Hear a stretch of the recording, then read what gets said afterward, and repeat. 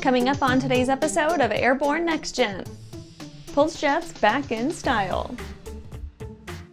Stratolaunch executes TA-1 powered flight. DJI takes on countering CCP Drones Act.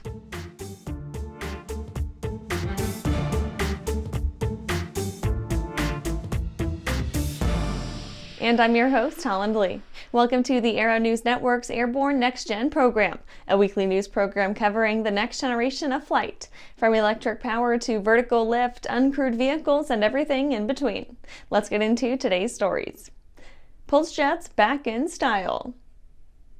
The legendary sound of the old V1 of World War II fame is back, except this time it's powering an uncrewed, combat-ready UAV. The autonomous aspects of drones have finally caught up to the point where having a super cheap, simplistic jet engine makes sense. North American Wave Engine Corporation got some civilian attention with the publication of its civilian spec Pulsejet engines, using their J1 engine atop a very familiar silhouette. Their demonstrator cuts a very close approximation of the A-10 Thunderbolt in form, with a very ungainly contraption bolted atop its fuselage. It offers the same tail, wings, and fuselage design seen on the classic ground pounder at a 100-pound gross weight and 20-pound payload. That's the good old Pulsejet, resurrected in all its 1940s design glory once again. The J1 engine demonstrated offers 55 pound-feet of thrust, while only taking up 18 pounds of weight aboard the aircraft. Where it differs quite a bit from the vintage examples of the breed is fuel consumption. 2 pounds an hour, much better than the old V1 buzz bombs used to get. That comes courtesy of the newfangled digital ECUs, keeping everything nicely optimized throughout the flight. Wave says it's ideal for a, quote, high-speed UAV up to 200 pounds gross weight, end quote. And after the break, Czech manufacturer shows off 1-gram remote ID module. For 15 years, the Aero-News network has provided live coverage of the annual Aircraft Electronics Association Convention and Trade Show, and we are pleased to do so again this year. Join us March 19th at 8:30 a.m. Central for the AEA opening session and exciting new product introductions, and then again on March 20th and 21st for in-depth interviews with the newsmakers in the avionics industry, live from the exhibit hall floor at airborne-live.net.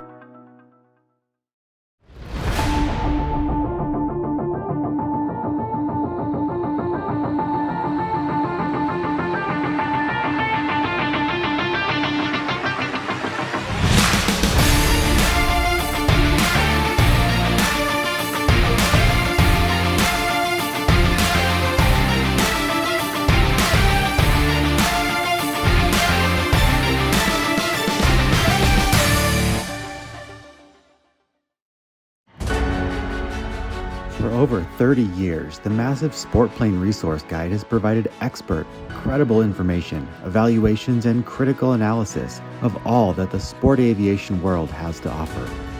The all-new digital Sport Plane Resource Guide is coming with extensive multimedia features that are constantly updated, an even more comprehensive online guide to all things sport aviation.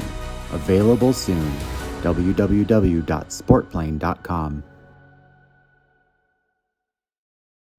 Welcome back. Now for some shorter stories in our Next Gen Minute. Czech manufacturer shows off 1-gram remote ID module. DroneTag announced a new offering among their portfolio of remote ID broadcast modules, the Basic Solution. The BS, as the Czechs unfortunately abbreviate it, tips the scales at a nigh invisible 0.035 ounces or a single gram, making it, quote, the tiniest and lightest remote ID solution on the current market, end quote. The module can be had as a standalone purchase for $85 or in a combined pack with enclosure, battery charger, and antenna for $99, though they say that's more of a limited time introductory price. The systems are in stock and ready to ship. Is Starship really ready for a third test launch? SpaceX is gearing up for the third flight test of its Starship rocket, tentatively scheduled for March 14th pending regulatory approval. The aerospace giant has announced that a live webcast of the flight test will commence about 30 minutes prior to liftoff. Starship's second flight test marked several significant milestones and provided critical data for the continued rapid development of the spacecraft. Unlike conventional testing in a lab or on a test stand, these flight tests put the hardware in an actual flight environment to maximize learning. Ampaire requires Magpie Aviation.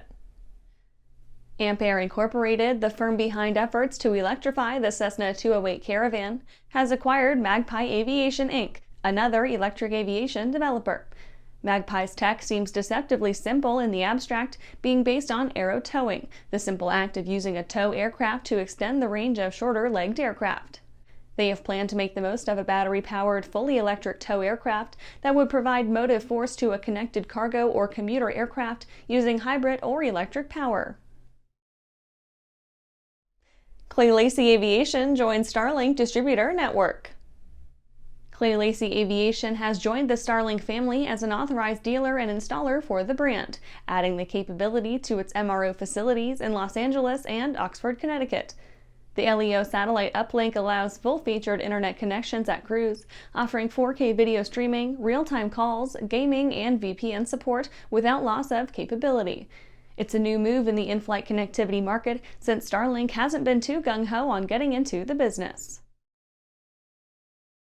That's it for today's Next Gen Minute. Let's get back to the rest of the news. Approaching Mach 5, Stratolaunch executes TA-1 powered flight. Stratolaunch is reporting that it has successfully completed the first powered test of the Talon A test vehicle, TA-1. This first flight represents a major milestone in the development of the country's first privately funded, reusable hypersonic test capability. Primary objectives for the flight test included accomplishing safe air-launch release of the TA-1 vehicle, engine ignition, acceleration, sustained climb and altitude, and a controlled water landing. Dr. Zachary Crever, president and CEO of Stratolaunch, said, quote, "Today was a great day for the Stratolaunch team. I am extremely proud of their perseverance to reach this point. The successful outcome of the test is a direct result of the team's technical prowess and professionalism. While I can't share the specific altitude and speed TA-1 reached due to proprietary agreements with our customers, we are pleased to share that in addition to meeting all primary and customer objectives of the flight, we reached high supersonic speeds approaching Mach 5 and collected a great amount of data at an incredible value to our customers." End quote. Concurrent to TA-1 testing, Stratolaunch is progressing on the manufacturing of TA-3, the second fully reusable vehicle in that Talon A product line. The company is also beginning modifications to its additional launch platform, the Spirit of Mojave, a modified Boeing 747-400. And after the break, DJI takes on Countering CCP Drones Act.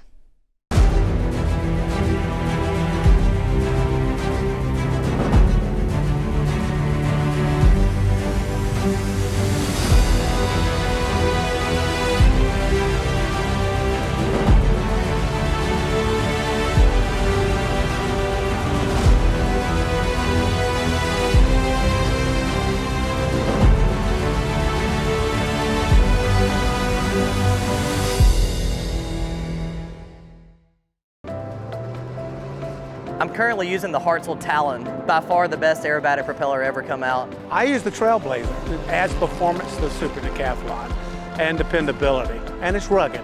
Hartzell's been an excellent partner for Whip Air, just in terms of your product support as well as keeping an eye on the market and developing new products that meet demand. It's helping us all have better performing airplanes. It's such a proud honor to fly behind that propeller.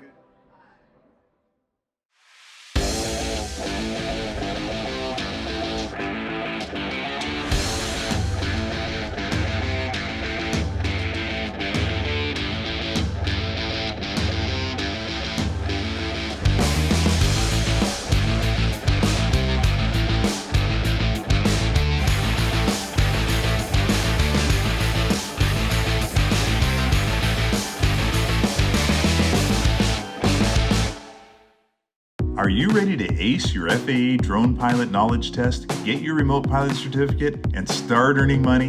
Well, flying a drone is a great tool that can open up new business opportunities for anyone. Realtor, insurance adjuster, videographer, or commercial weekend drone warrior, you need to fly legally. Whether you're pursuing your initial Part 107 remote pilot certificate or you need a renewal, King Schools has a course just for you. So start learning today at kingschools.com. Welcome back. DJI takes on Countering CCP Drones Act. Chinese drone manufacturer DJI took issue with a recent move in Congress, the Countering CCP Drones Act, introduced by Elise Stefanik. The legislation would add DJI's parent company, Shenzhen Dajiang Innovation Sciences and Technologies, as well as the subsidiary or affiliate to the list of banned brands of communications equipment under the Secure and Trusted Communications Network Act of 2019. That would absolutely kneecap DJI's presence in the U.S. market, requiring considerable workarounds to even consider sticking around in the market with DJI manufactured equipment. Stefanik said that there's a profound national security risk in allowing foreign data collecting systems to operate freely in U.S. comms infrastructure. Understandably, DJI took serious issue with the prospect of being banned from the market entirely. They said that Stefanik and co., quote, continue to reference inaccurate and unsubstantiated allegations regarding DJI's operations and have amplified xenophobic narratives in a quest to support local drone manufacturers and eliminate market competition, end quote. The firm points out the damage that could be caused by the loss of DJI products from the, quote, broad ecosystem of operators, businesses, and public safety agencies that rely on their technologies to conduct safe and efficient operations, end quote. And that's our show for today. You can catch episodes of Airborne on YouTube, Roku, or Fire TV. Just search for Aero-News or Airborne, and don't forget to follow us on social media. Thanks for watching.